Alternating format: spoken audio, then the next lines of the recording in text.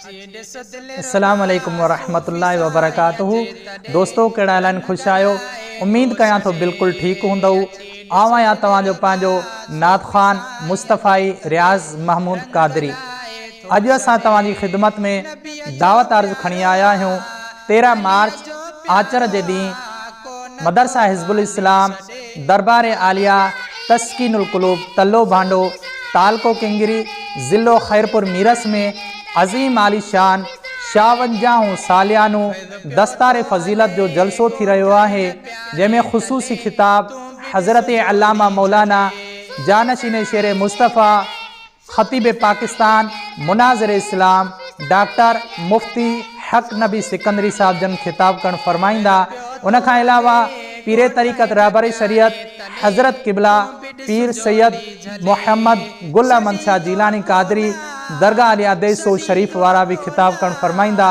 उन खां अलावा हज़रत अल्लामा मौलाना मुफ्ती इनायतुल्लाह सिकंदरी साहब दरगाह आलिया पीर जो गोठ शरीफ वारा भी खिताब करण फरमाइंदा। उन खां अलावा काफ़ी उलमा इकराम मशाइख़ उज़ाम सादात इकराम ऐं नात ख़ान हज़रात शिरकत कंदा।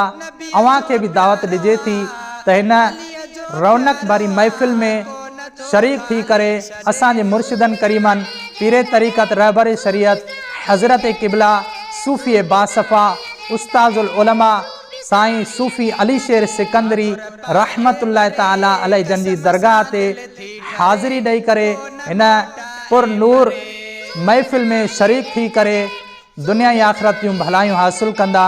इन जलसे जी सिदारत कंदा असांजे मुर्शिदन करीमन जा साहिबज़ादा हज़रत अल्लामा मौलाना क़िबला साईं मोहम्मद रफ़ीक सिकंदरी साहब जन सिदारत कंदा।